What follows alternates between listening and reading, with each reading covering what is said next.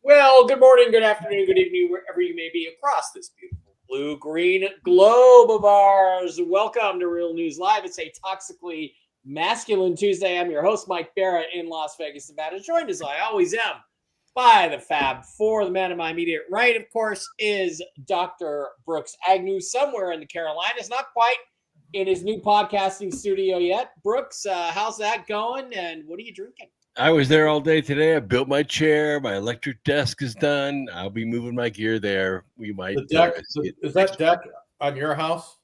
Yeah. So it's off your. Was it off your bedroom? Because it's pretty cool. Yeah. It's kind of one big great room, so it's in the corner by itself. Interesting. Okay. Well, also, of course, the another member of the team, our favorite trail boss in Nowhere Fuckville, Arkansas, the man with the guns he literally has guns like in the utensil drawer. You go to get a fork, you get a revolver. Steve Doran, the trail boss. How you doing, Steve? What are you drinking? And how's the cooking show going on TikTok?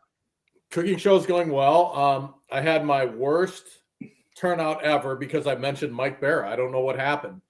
You said you wanted me to cook deviled eggs. I said, yeah. Mike Bara, the famous Mike Bara, wanted me to cook deviled eggs, and nobody's watching it. I don't know what the deal is. It's because it's deviled eggs, dude, and I don't remember saying that. Also, of course, the final. When I did the hard-boiled eggs, I got proof because you wrote it. All right, okay, all right. God, I guess. The last member of the team to be mentioned, but first in our hearts, Snake Plissken himself, TV's Blake Wally, owner of the Lickety Split, the finest strip gentlemen's club institution in Nashville, Tennessee. Blake, how you doing tonight? What are you drinking, and how are the girls? Are they getting warmed up, or are they even there yet? Yeah, it's actually very cold here in Nashville, so I had to incentivize some of the girls to come in tonight, but I'm expecting a full house, so if you guys do make it down here, just mention the show. We wave the cover. I'm just in the karaoke lounge hanging out, but yeah, it should be quite an after party. Looking forward. Well, the Seahawks played in Tennessee a couple weeks ago. I should have had everybody, all the Seahawk people come by the Lickety Split and get some entertainment. Right. You know, this global warming has had a real effect on the South. Yeah. Well, you know, it's amazing. It started out nice and sunny this morning, a little bit crisp, but nice and sunny. And I'm out walking the dog, taking Barkley for his walk. And the next thing you know, the chemtrails start right in front of the sun, just over and over and over. And 2 hours later, when I go take Miss Fluffy Muffy to the vet for her shot, it's clouds everywhere.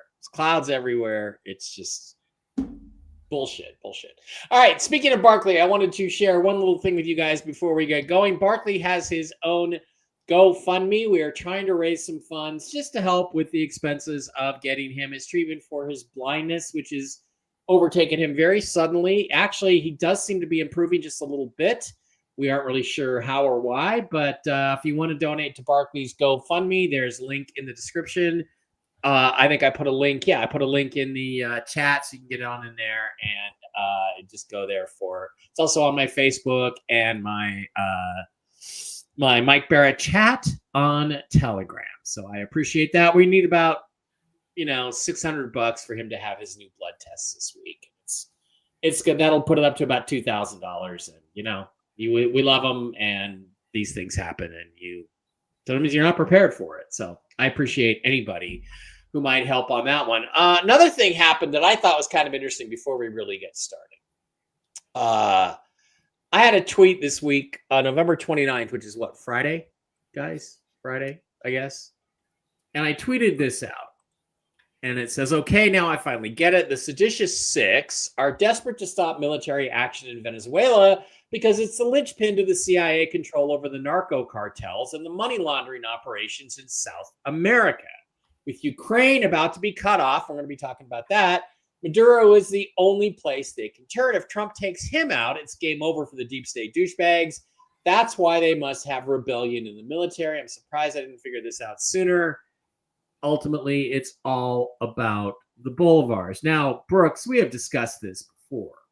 I have now, after this tweet, I have about 7,300 followers back. You know, I once had 25,000 on my way to a couple of easily back in 2010, but I now got a whole 7,200 followers. All I want is when I share this, is for everybody who follows me to see my tweet. That's all I care about. If you come on within the next 24 hours, my tweet comes through your timeline. That's it. So my tweet, I usually get at most 100, 150, 200 engagements. A few people see my tweets. For some reason, this one, I want to read these numbers to you. 445,000 impressions. 445,000 people viewed this tweet. Wow. 15,000 of them liked it, and 4,800 of them retweeted it, and 585, almost 600 people replied to it. Unbelievable. So somebody, for some reason, lifted the constraints on my social media account on Twitter and allowed this tweet to be seen by people. But this shows you the kinds of numbers that you should be generating, all of us should be generating, if the algorithms weren't in place. And I'm just going to say this again. The people who are responsible for the suppression of free speech, when all is said and done, if there are war crimes tribunals, you guys should be the first to the gallows, because this is ridiculous. I'm not saying this is the audience I should have for every tweet, but it's obvious I should have a damn sight more than I've been getting, or any of us have been. Well, I mean, like years ago when I was doing YouTube and different social media platforms, I was getting millions of views a week. Mm-hmm. Millions, not thousands, millions. Mm-hmm. Now I get like six. Yeah, I know. You know, and forget about it. It's like all these different platforms, once they tag you as an ultimate or ultra conservative, yeah, you're done. Yep. Mm-hmm. Yep. And it's still in place, and Elon Musk has not fixed it. So totally agree. So to hell with you, guys. Yeah, so, I've had Grok admit. I've actually talked to Grok about it. He said that my account was so poisoned and flagged for over a decade that I could never really build up again. I would have to start a new account with a new phone number, cut off all associations, and maybe even change some of my ways of speaking or writing. It's not to trigger their system. It's that bad. Yeah. Wow. Well, I think algorithms such as this ought to be felony crimes to do this on the internet, where the only thing that should matter is that if people want to see you, they can see you. That's all. Right. Algorithms should not even be part of the process. They shouldn't exist. No. If people want to see it and they go there. I mean, I know, well, this tweet, perfect example. Sometimes I get a notification that you put something up. I never got a notification on this. Yeah. I haven't got a notification on you for weeks. Yeah. Weeks. Yeah. And the same thing with Brooks. I was getting notifications when you guys put stuff up. I have to go look. I will see. I never see Blake in my Mike Bara Twitter account, but I have two other accounts, one of which shall remain nameless, and another one is my football tweets. I occasionally, Blake, see you in my football tweets, in my for yous, not my following, even though I believe I'm following you. Yeah, it's wild. Even if I reply to other, because I have a second account too, and if I see a popular tweet that I responded to and try to look for my response, it's not even there. Not even there. So people can't even see me. There was no Yeah. way they could follow me because they Yeah. can't even see that I'm there. Yeah. It's insane. And by the way, I'd like to apologize for the fact that my Seahawks went George Takei on your Vikings last week. But you know what? They're the Vikings, so they probably enjoyed it because they were like near the bottom.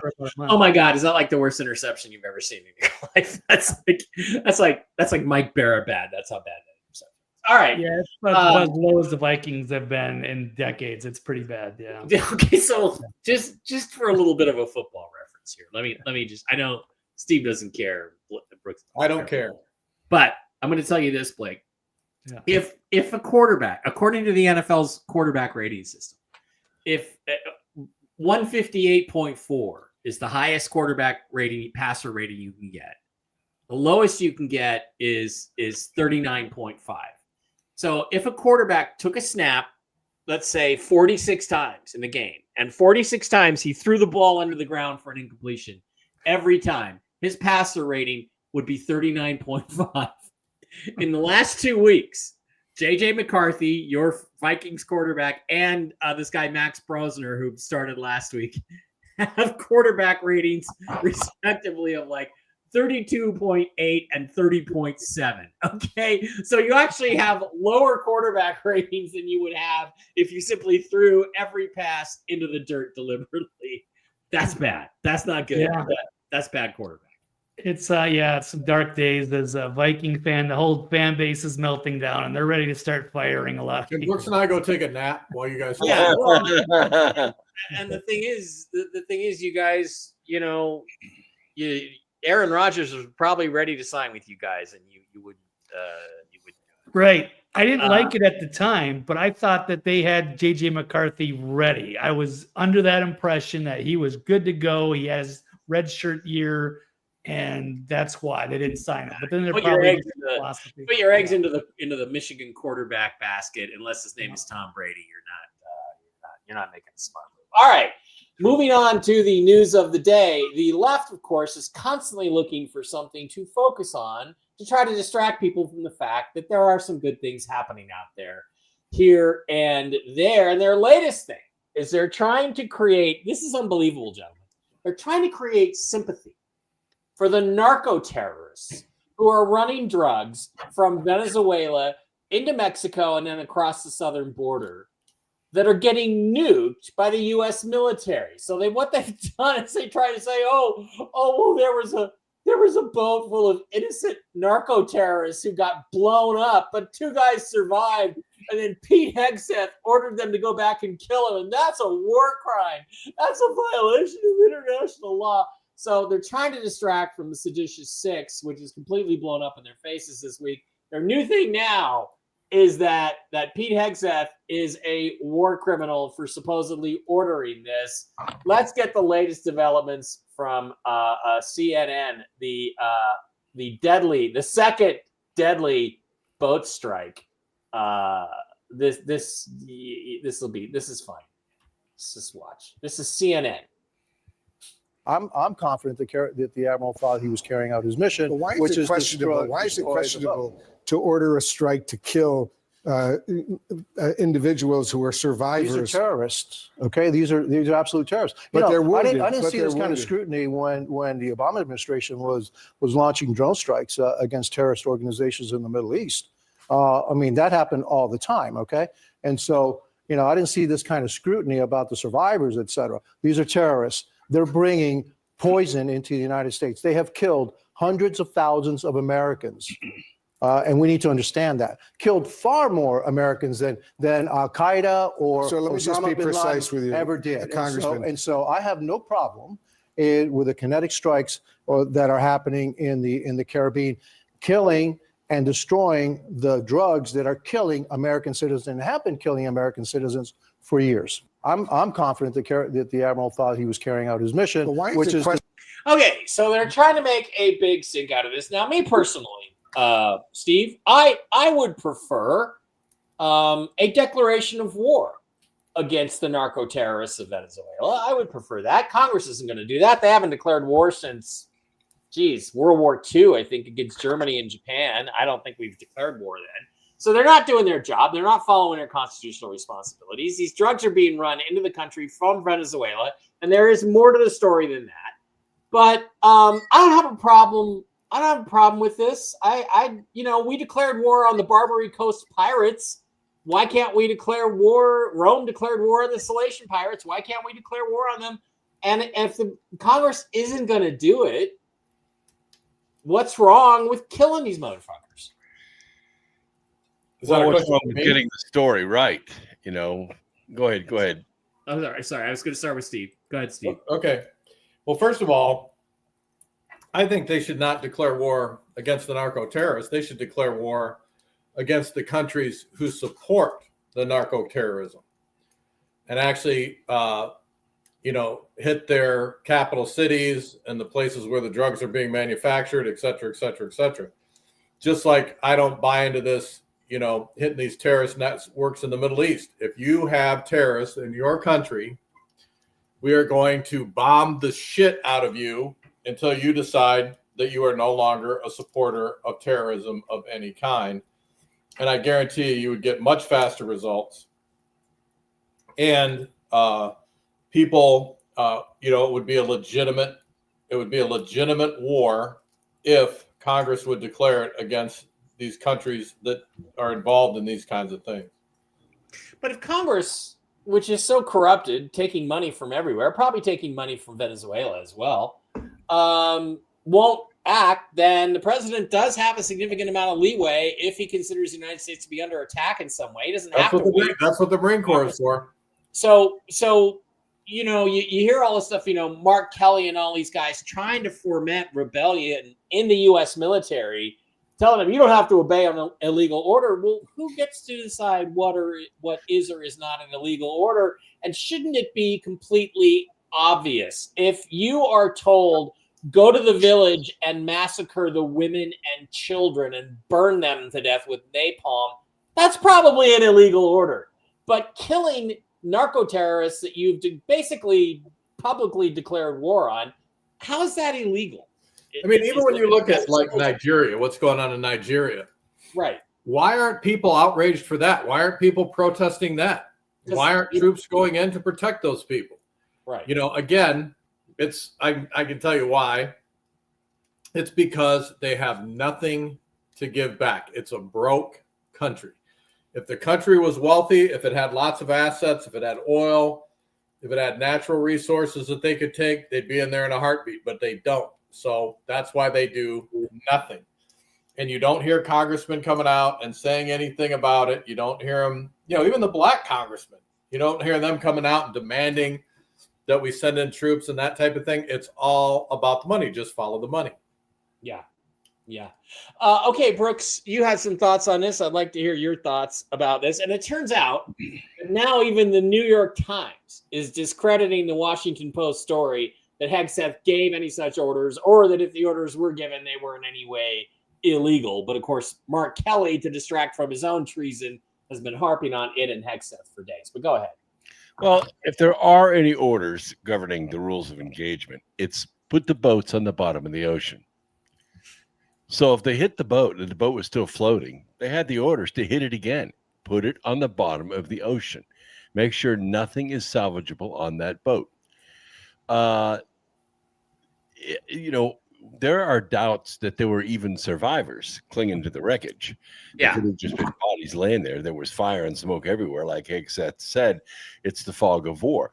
But let's get past that. Let's get to the point where everybody wants to call out a war crime. Everybody wants to make their medal or get their medal for tearing down Trump, for being the one person that tears down Trump. That's what this media is all about. They're not America first. They're America last. Exactly. Blake, you're probably pay for play. Yeah, we'll get to that too. You're probably the most sympathetic of the team. And what do you think? What do you think about this? Rand Paul is like, we're picking on these poor terrorists.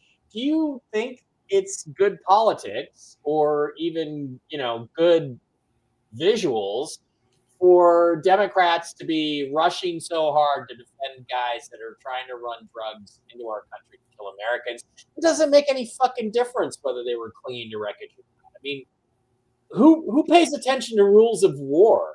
Their rules of war get broken in every war, don't they? Well, yeah, that's part of it. But I mean, what's odd is that they didn't seem to say anything during, when Obama was in, and they were constantly like droning innocent civilians or blowing up like a wedding caravan in Afghanistan. That gets swept under the rug. I think even like Bradley Manning, now Chelsea Manning, they locked him up for reporting on that. All of the innocent people killed.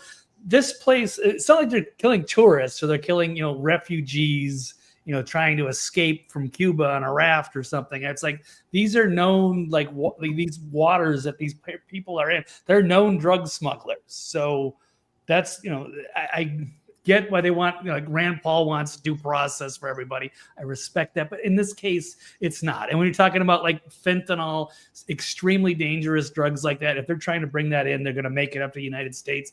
I get it. It's drastic, but I mean, they just have no room to complain.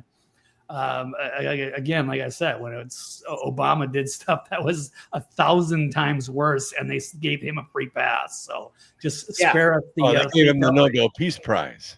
Yeah, exactly. So, yeah, they absolutely did. Okay, one other thing here that's is Rand Paul has gone on record as this is what he said. He said, blah blah blah, Coast Guard assets, 41 vessels, had no illicit contraband on board, blah blah blah. And Rand Paul tweets out, Coast Guard records show that prior to the rain of blow them to smithereens, 21% of boats stopped off the coast of Venezuela possessed no drugs. Steve, correct me if I'm wrong, but doesn't this mean that 80% of the boats did possess drugs? And doesn't that make them worthy of being blown the shit out of? Yep. As far as I'm concerned, it does. And the other thing is, how do they know that? That's the other thing. Where did they get that information? People spew out all kinds of statistics, including the Trump administration. I'm not giving him a pass either. And they spew out all these statistics and all of these things that they're doing and all of these things that are happening. But where the metal meets the road is, show us the proof. And they never show us the proof. They just say it. Yeah, exactly. Well, and it turns out, guys, that, the New York Times is saying the whole story is fake anyway.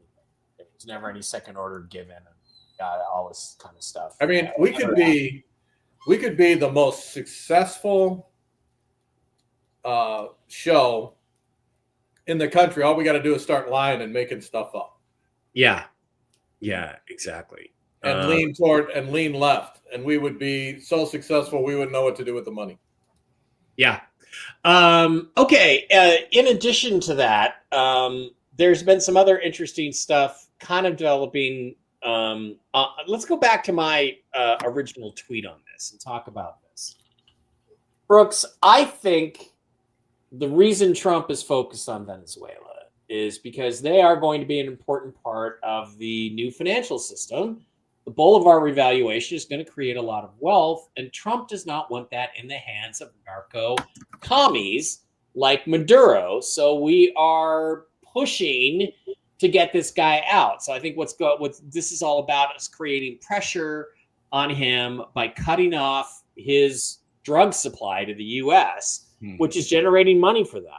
And apparently there's been an offer made to Maduro. If you leave, you can live. If you don't leave, we're going to kill you. And there are rumors that there's meetings in the Situation Room tonight about military strikes inside Venezuela. First of all, do you support that? And what do you think of the basic theory that it's about control over the currency when it revalues? And there's the other part of this, which is that now, if you read Emerald Robinson, Venezuela appears to be the root source of all of the fraud, stolen elections throughout the world since about 2007. What do you know about that? Yeah, I think that's the key part of it. Is Venezuela has become sort of the operations center for all of the election infrastructure infiltration the world over, not just the United States. That's a main given. Of course, its proximity to the United States makes it even more threatening. And if you backdrop all this against our Monroe Doctrine, which is basically, this is our fucking hemisphere. Stay out of our hemisphere. Don't mess around in our hemisphere. You want to do what you do, Europe, Britain, whatever, do it over there. Don't do it in our hemisphere.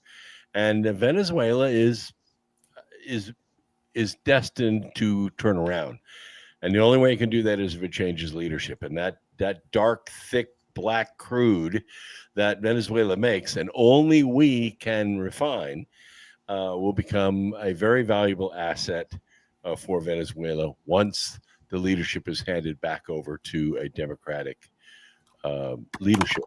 Democratically elected leadership. Yeah, it's really interesting because if you look at this article, Emerald Robinson, this is a 5-minute video. I'm not going to play it tonight. But it talks about key points being made from her research. And I'm going to read them because it's probably not easy for you guys to actually see them.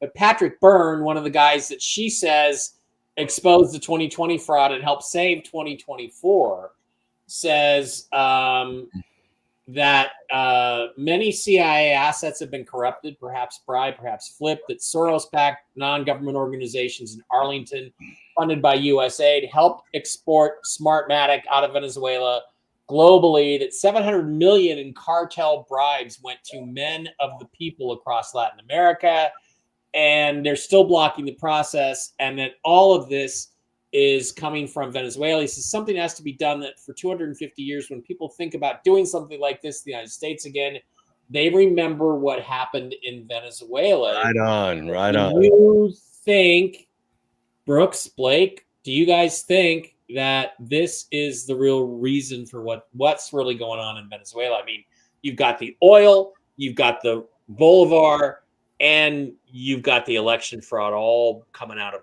Venezuela. I haven't heard so much about the Bolivar, but my connections are all hot about the election infrastructure. The fact that the servers were taken down in Serbia just a week or two before the election is one of the main reasons why Trump was allowed to or able to win in 2024. He should have won in 2020, except that the corrupt infrastructure was in full swing and operating out of Venezuela. Yeah. Blake, assuming this is true, and I don't know if you've read Emerald Robinson's thread. She's got a 100th post thread, and then she's individually posting them now, following up with about 40 or 50 more on the election fraud in 2020, 2024, and goes into incredible detail. But what do you think about this? The reality of this, that this has something to do with exposing the election fraud is what's really going on here. And if that's not the case, then why is the left so desperate to stop the United States from taking military action against Venezuela? Yeah, I mean, those are some really good points. I haven't dug into that as far as you have. No, not even close. But there's got to be more than just one reason. It's not just that we're attacking because we have a few drug smugglers or they're dumping trained Aragua people, gang members into our country. There's more going on, and I'm sure we had a policy for years trying to keep some of these countries under our control using economic hitmen, or like John Perkins is well known for that, overthrowing certain dictators so that they can play ball with us. And we certainly in our interest to have everybody on the same page in the Americas here. And if Maduro's gone rogue and he's undermining the country, then that gives more incentive. So it could be, the Bolivar, of course, and Brooks is saying, the oil, the resources. There's, a lot of reasons why we, I guess, are meddling in that region. And of course, the Democrats, they're going to freak out about everything. But I mean, especially if there's something to do, if they can get to the heart of the voter fraud and the machinery and all of that, because that's kind of what kept Hugo Chavez in power all those years there to begin with. So that could be striking a nerve. So, Steve, do you have any suspicions about what the real reasons might be why we're so focused on Venezuela right now? Oil doesn't make a lot of sense to me. We have enough oil in this country. All we got to do is pump it. We don't need their fucking oil. What makes sense to you as the skeptical member of the team? What do you think is going on? Well, I'm never skeptical about crime and corruption. Yeah. The reality is they have to have a base of operations. They actually have to have several bases of operations so that if one gets closed down, the other one can open up and start doing business as usual without too much lag time. So Venezuela is just another location where they can launder money, where they can go out and pretty much do what they want, manipulate the servers and banking information, et cetera, and use it for ill-gotten gains. I mean, that's the long and the short of it. And it's close to the United States. It doesn't take that long to get there. And, they've got people who are willing to do whatever they ask them to do. That have, no moral compass. Yeah. Okay. So if a country has good people in it with moral compasses who, believe in democracy, who believe, for lack of a better term, in the American way of life, they're not going to cooperate. Or their cooperation is going to be limited, or they're going to assist the United States in shutting those things down. So they have to go to countries where the dollar is what makes them tick. It's all about the money. Okay, so I find this interesting. We're going to go back to your wheelhouse here, Brooks, because what's happening, I think that the bad guys are running out of places to launder money. I really do. Ukraine is coming to an end, it appears. Let's listen to a couple of things Vladimir Putin had to say today after meeting with envoys sent by President Trump to meet with him about peace negotiations to end the Ukraine war. Thirdly, they have no peace agenda. They are warmongers. Talking about NATO. Even when they are trying allegedly to introduce some changes, some adjustments to the President Trump's proposal, all these changes have only one goal in mind. They are aimed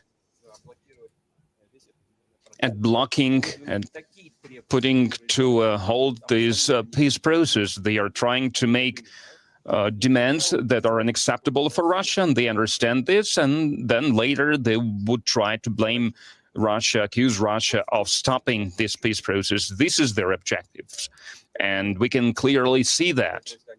That's why, well, if they want to go back to the reality, considering the reality on the ground,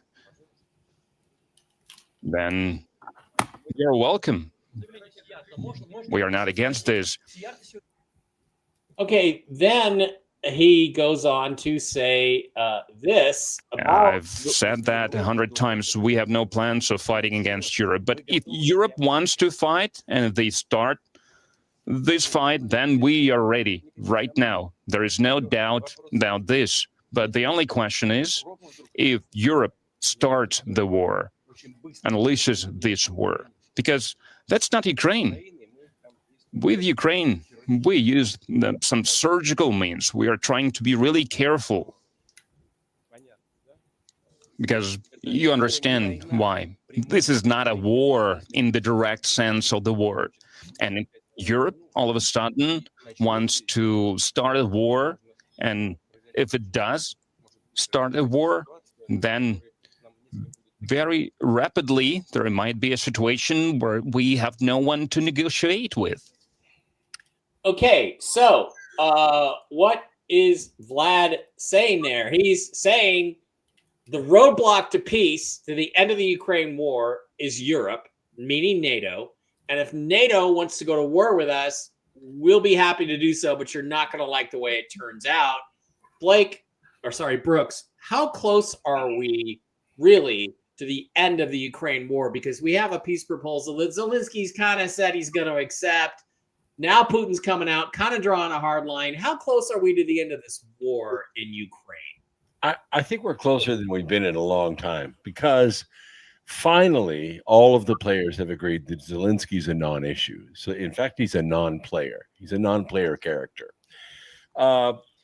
I heard on the fake stream news just a couple of days ago, the Russians or Putin has lost 1 million men. His economy is in shambles. He's crippled in his own country. The people want to get rid of him. And their military efforts have stalled. They haven't been able to take any more territory in almost a year. And it's clear that they're on the verge of losing this war. And I thought, wow, what planet does this woman live on? Yeah. Because Putin just said it in so many words. We are not fighting for land. We are fighting for people. And we have freed the people that were Russian that were caught up in the Ukraine that you were shelling since 2014. And we're not interested in going any further.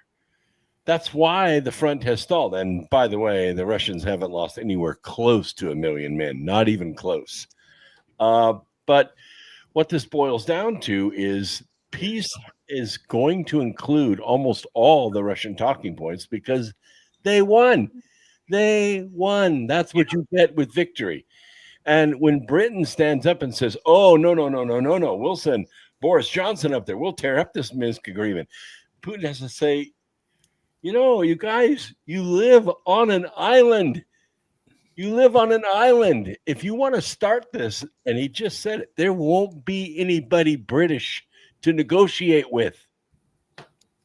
Yeah, I thought that was kind of interesting. Steve, again, I think this is why Venezuela is now important and why Trump is moving against Venezuela now, because Ukraine is just about done. Ukraine is just about over. That war is just about to come to an end. They have achieved everything I think that they wanted. They just wanted to take those areas that they've got. I don't think anybody's got the stomach for World War III except maybe some of the European bankers. What do you think? Well, I mean, that's exactly it. They've already signed over their mineral rights to the United States. So we already have those. The quicker the war comes to an end, the quicker the big money banker people can start exploiting the resources of the Ukraine. And that's what it's always been about. That's what it's about. And you're going to find that the Russians, like I said, I have no issue with the Russians whatsoever. They made it very clear they did not want the Ukraine to become part of NATO. That was their only request. They wanted their people who voted to be Russian to be left alone by the Ukrainians. The Ukrainians have had a Nazi regime since the end of World War II, since during World War II and the end of World War II, in the way that they have treated the ethnically Russian people and others. And it's, one of the most corrupt countries in the world. Mm-hmm. So from the beginning of all this, none of it was necessary other than for the Biden administration and people connected with the Biden administration to launder money and get money back, which includes a lot of the Republican people in Congress. Absolutely. John McCain and Lindsey Graham and everybody who went to Ukraine brought back millions in cash in the diplomatic bag, I guarantee. Yep. Blake, do you think this thing is about over? Do you think we're in the end game here and that's why Trump is pivoting to Venezuela? Or do you think that I've got it wrong and there's something else going on? Well, I think there is going to be a changing of the guard. Like, I've just got some information that looks like Zelensky's on his way out. He's basically been ordered, like, this is your exit right here. Either you go easy or we're going to arrest you, because he may stall or something. There's a major corruption scandal, and I guess they raided the chief of staff's place. They got all kinds of missing money. Money skimming, all kinds of things happening there. We've known about this for a long time, but I think they've had enough, and now they're going to flush him. Now, I don't know what that means, if that's going to bring the peace together or if they're just going to find somebody else to take over. But it seems like Zelensky his time is run its course. Well, and then another issue that's kind of spooky is, why are the Ukrainians getting in bed currently with the Middle East? Just recently, they had a guy who was caught with approximately 60,000 American dollars taking it into Turkey. And So it makes you wonder, what's going on there, and the fact that they're so buddy with the Muslim community. Yeah, that'll buy you an ounce of hash. Yeah, I know, but I mean, the thing is are they now, once this ends, are they going to be sponsoring terrorism? I mean, is that where it's headed? Yeah, Are they going to launch training camps there, that type of thing? I don't know. Brooks, let's ask you this one before we go on to a couple other things. If they lose Ukraine, if the deep state loses Ukraine, and then they lose Venezuela, where do they pivot to as their international money laundering and crime cartel capital operation? Is it South Africa? Where do they go? Well, it could be South Africa, except that it doesn't work very well. Too many people taking off the top. It's going to have to go back to the core, which is Britain. Britain is the epicenter of all of this and has been for over 100 years. Mm-hmm. And in reference to what Steve said, Al-Qaeda has been working directly with the Ukrainians and specifically with Victoria Nuland for almost 15 years. Al-Qaeda fighters were the ones that were actually going in and doing the raids in Donetsk. That's who the DPR was fighting. My friend, who was, by the way, captured, tortured, and killed in Ukraine from Texas, his name is Russell Bentley. He was fighting Al-Qaeda. He was fighting Al-Qaeda fighters in Mariupol and in Donetsk. Yeah, that's crazy stuff.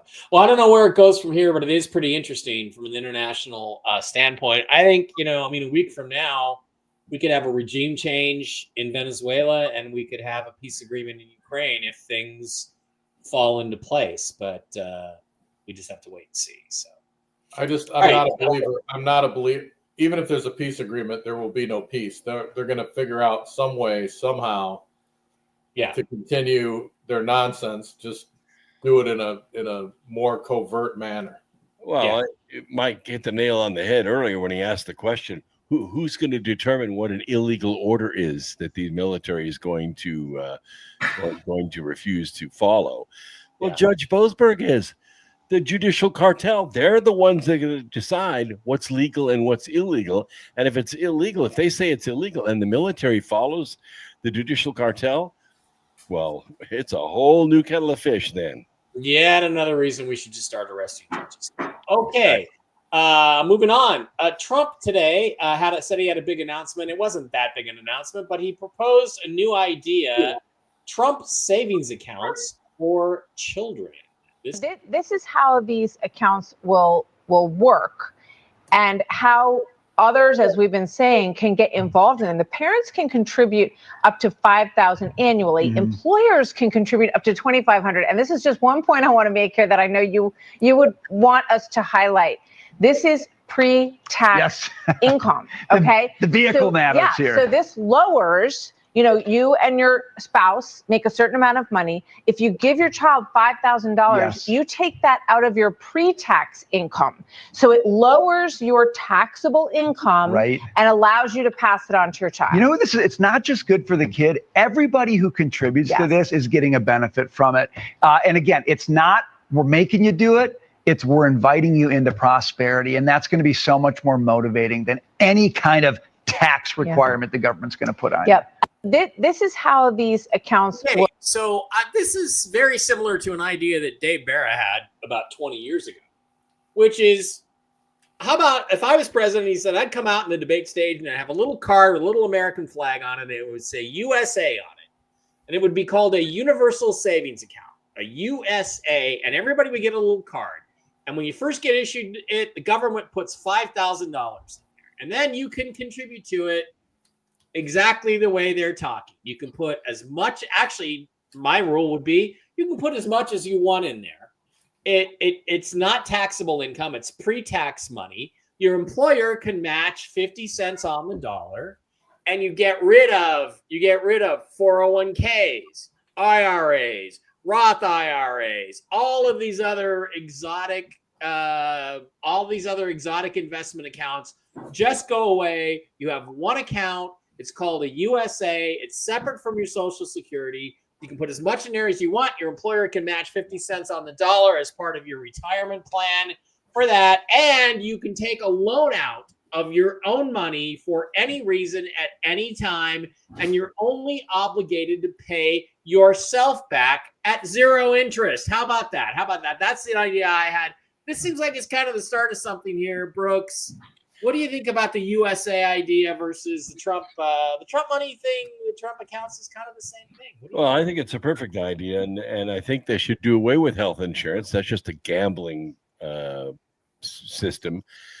If you're going to have insurance should be against, catastrophic loss, a heart attack, leukemia, something like that. But 90% of the people don't need that. All they need is just the basics covered, which they can cover themselves.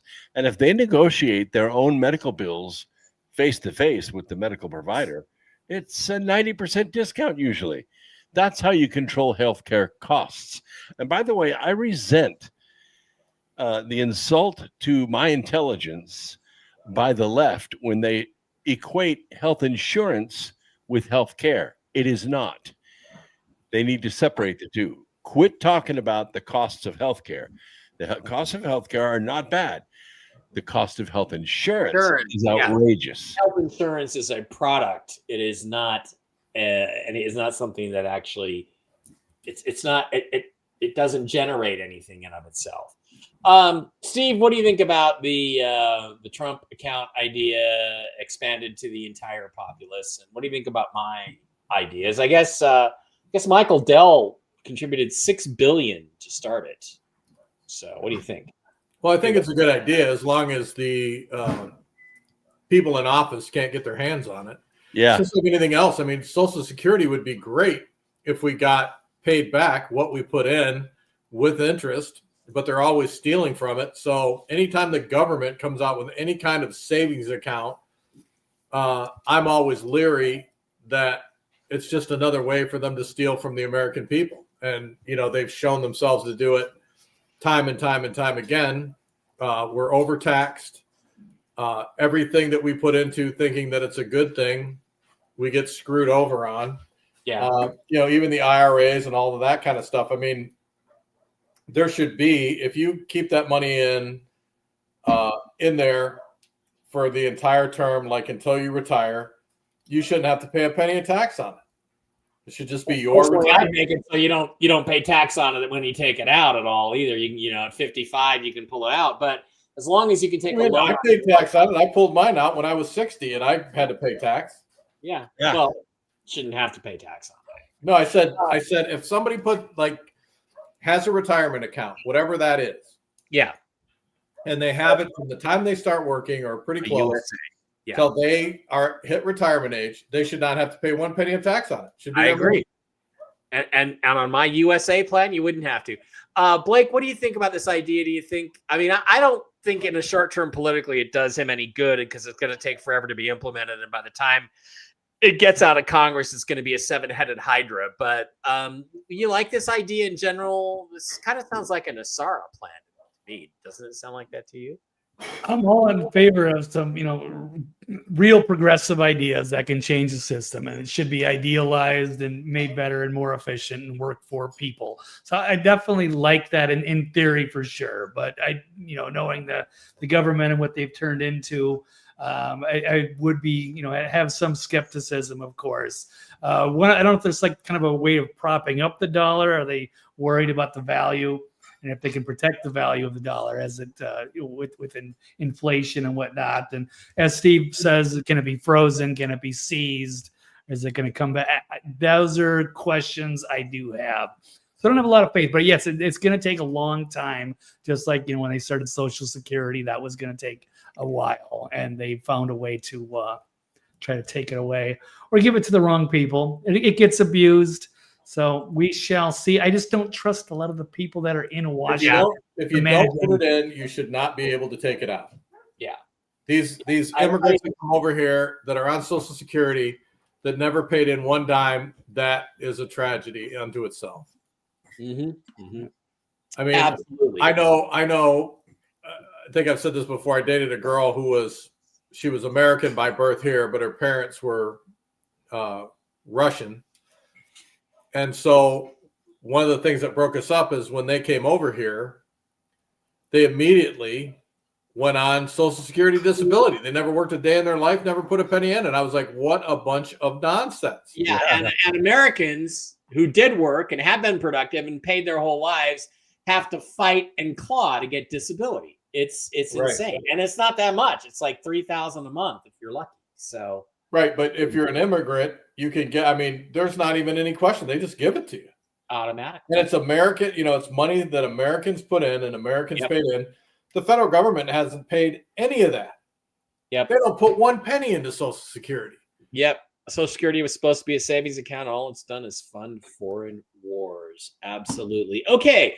Another thing that happened this week that I thought was pretty significant and interesting is that Donald Trump, after the shooting of the West Virginia National Guardsman in Washington, D.C., which, the seditious six, they crow. I feel so bad. You don't feel bad. You called for it. Lisa Slotkin actually said 2 weeks ago, something really bad's going to happen to these National Guard people in 2 weeks. She knew they're all fucking traitors. They all should be fucking swinging from nooses. But Trump at least responded by imposing an immigration pause for people from 19 countries. Now, those 19 countries are Cuba, Haiti, Venezuela, Sierra Leone, Togo, the Republic of Congo, Burundi, Sudan, Libya, Chad, Iran, Afghanistan, Myanmar or Burma, and Laos, and Yemen and Somalia. I'm all for this. The only issue I have with it is it's not enough countries. I'd like to see a 25-year moratorium on any and all immigration from any country. But if I couldn't get that, how about if we just get a moratorium on immigration from any country where Muslims are more than 2% of the population and outlaw Islam in the United States? Blake, am I an extremist? Am I a Nazi? Whatever. I wouldn't go that far, but I mean, you bring up some good points. People should be skeptical, and we should have these people more carefully screened. Obviously, we just can't just import anybody because it just becomes a net drag on our society. So yeah, if they qualify, if they want to be here, we want to grab some the talent that's out there that are suffering in these third world hellholes. They're smart, they're educated, they want to do something, and they're stuck. So let's rescue those, but we're not doing anything like that. It doesn't make any sense, the system. And I don't know if you were going to talk about, Tim Walz and the Somali disaster in Minnesota, but yeah, you're right. I mean, I don't, again, I hate to disagree with Blake because he's one of my favorite people, but I don't want to rescue anybody. If you're that smart and you're such a genius, then you fix your country. You use those brains to fix your country. 70% of the Muslim population is inbred. Mm-hmm. They're freaking retarded. And that's a fact. And I'm going to go out and say it again. They are retarded, inbred imbeciles. I don't want them in this country. If you happen to be a smart Muslim, then fix your own damn country. Stay out of mine. I don't want you here. Yeah, go back to your shithole of origin and fix that. Yeah, it's like, let's rescue them out. Rescue who? Yeah, Let from them what? stay there and fix their own That's the whole point, Steve. They're not here to fix anything. They're not here to make a better life. They're here to destroy. They're not here to become Americans. They're here to bring an Islamic caliphate to the United States. That's why they're here. That's why George W. Bush imported them all. We had a chance after 9/11 to basically outlaw Islam in this country. We should have done it then. Now Trump's got to clean up W and Barack Obama's mess. They are part of the deep state cartel. Wow, did I throw a lot out there? Blake, did you were going to say a few things about Tim Walz. Why don't you go ahead? I'm liking the downfall here. It's finally catching up to him, all of the corruption that he's been suppressing for years in my home state. And it's sad to see that. And there was, three nice people that want to help these, poor refugees, and they've protected status. But it's clear that they're not really contributing a whole lot, and they are certainly taking a whole lot. And then there's the corruption scandal, as they're tied with the Democrat Party, and perhaps the media is running cover. So they've got a lot of things to unravel there in Minnesota. Yeah, with Keith Ellison, Attorney General, Tim Walz, Ilhan Omar. I'm sure all of them should be under some sort of criminal investigation, or they've been defrauding the taxpayers there for way too long. And yeah, it might be time to start. I think Trump is going to put in, I don't know if it's 100 or 1,000 agents to go in there, immigration, and to start taking these Somalis out of there. I'm in favor if they want to like reapply, if they're actually decent. I know Steve would say just kick them all out, but maybe a lot of them are just going to be out because that's all they're doing. If they're decent, then go back to your country and fix it. Fix your country. Don't come to our country. You're not adding anything to my country. Nothing. Yeah. None of these students that come in from overseas and go to our colleges and universities, none of them add anything to our country. All they do is steal from us, leave, take the technology back to their own countries. They are not doing us any favors. The quote unquote, the trillions that we're making, we lose it in the end because it's stolen and it's resold around the world at a cheaper price. And instead of us being the leader of, in technology, we have all of these other countries leading because they steal it from us. Yeah. So I don't want them here. And it's like, the people that should be coming in are the people that actually are bringing something to the table. They're bringing in businesses. They're hiring Americans to do the job.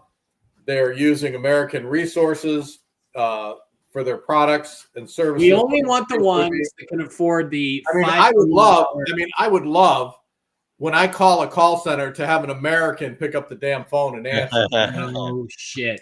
For English, press 1.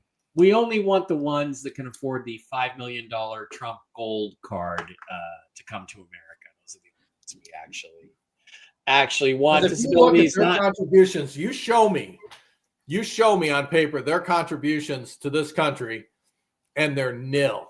They do nothing but suck off the American people and take our money, take our resources. They do nothing. Yeah. The Japanese that come in, certain Chinese that come in, people from European countries that come in, they assimilate.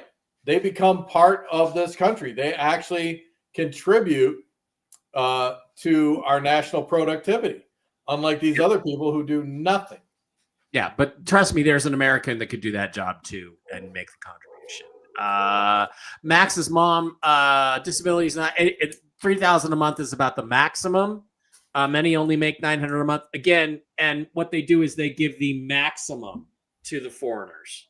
Okay, that's the point. And Americans not only can't get the disability, but they usually have to fight for the amount, and that's sick and wrong. Okay, there's one more issue I want to get to before we get out of here. The Tim Walz thing, Blake, I think that's going to continue to develop over this next week. We'll probably cover that again. But Donald Trump made another proclamation this week on Truth Social. I don't know if he's actually implemented it yet, but this one was really interesting. He said, any and all documents, proclamations, executive orders, memorandums, or contracts signed by order of the now infamous and authorized auto pen within the administration of Joseph R. Biden Jr. are hereby null, void, and of no further force or effect. Anyone receiving pardons, commutations, or any other legal document so signed, please be advised that said document has been fully and completely terminated and is of no legal effect. Thank you for your attention to this matter. And then somebody else pointed, hey, and you know what? Doesn't that also, if they were signed with the auto pen, all of his lifetime judicial appointments, including pedo-loving Supreme Court Justice Ketanji Brown Jackson, who doesn't know what a woman is. Here's the thing. An auto pen is a device where the president holds a pen, and it's over a document signature. And there are 10 or 12 other documents also with pens poised over these other 10 documents. So he can sign 10 letters or documents or whatever at the same time. He signs it once, it goes on to 10 different documents. That's why the documents that created the Majestic 12 organization have the same signature as other documents, because President Truman used an auto pen. There is nothing wrong with using an auto pen if, in fact, it is the President of the United States with full consciousness of what he's doing, moving the pen. It's the fact that other documents, orders, commutations, and pardons were signed by someone other than Joe Biden, who wasn't even really the president anyway. Now, well, that makes another point that I got to think about here. So that's what Trump's talking about. However, I just realized something. Blake Brooks, what if Trump means by this? And as far as I know, he hasn't actually implemented this yet. But what if he means Biden was never the president anyway, so any document he signed by the auto pen? Well, you remember the whistleblower that said, we started using the auto pen 5 days after Biden was inaugurated. Mm-hmm. They killed her. She's dead. They killed her. That's how scared they are that what you're saying is true. That's how afraid they are. That's great. Blake, any thoughts on the meaning of this? And what do you think? I know what Steve's going to say. They're not going to do anything about it anyway. They're just going to bluster. Do you think Trump put this out there with no intention of following through on this, or what? No, I think this is the big thing. I mean, he actually put the picture up even in the White House with all the pictures of the presidents. It was trolling the media with the picture of the auto pen for Joe Biden. Awesome. So yeah, now he's finally made that announcement. Yeah, that was just a few hours ago. So that is a huge deal. And I guess as Al Bundy is pointing out, I think the only one that was valid was Hunter Biden, at least for like the last 90 days, at least as far as the pardons and so many things are concerned, which I guess would leave Fauci and J6 committee vulnerable and so many other people that just magically received a pardon. I don't know how far back it's going to go, but if you say yes, if there's some sort of going back to the beginning, if there's a loophole and Biden never should have been there in the first place, or if they dig into Venezuela and they find Smartmatic stuff. Well, anyway, that could be interesting. That would be another rabbit hole for a different day. But I know that a lot of people should be sweating this one out. They thought they had it free and clear, and now it's going to be pulled back. So yeah, but it's only going to matter, Steve. For instance, if Trump says these are all void, he signs whatever order he signs, eliminating all those pardons and executive orders. Wait a minute. And if he does that, the only thing that time it matters then, I think, is if one of the people actually gets charged with something. Like, I don't know, let's start with Fauci. What do you think? Is that going to happen? Well, I mean, first of all, how can you pardon somebody who hasn't been convicted of a crime? You cannot do a blanket pardon where you say, oh, no matter what you do to the end of your life, you can't be prosecuted for it. That is total 100% nonsense. So the fact is that what are you pardoning him for? It has to be very specific, and it's not. Secondly, they have to, like you said, they have to take some kind of an action and go after these people and actually prosecute them. And we haven't seen one prosecution. We know that people have committed crimes. It's been brought to our attention. We know that, they've committed crimes against the people of the United States, and not one prosecution. Bondi is useless. The FBI is freaking useless. And Trump, as their manager, is useless because he's not getting rid of them and getting somebody else in there to do the job. And so I'm not holding my breath because I will turn blue and die. Just if I'd have believed any of this stuff that, he said was going to happen that never took place. It's a sad state of affairs, but that's just the way it is. I do not trust the Trump administration. I do not trust the Justice Department in any way, shape, or form. They're letting people who have committed, financial and heinous crimes against the people of the United States walk, and they're doing nothing about it, and it's sickening. It makes me sick to my stomach to even think about it.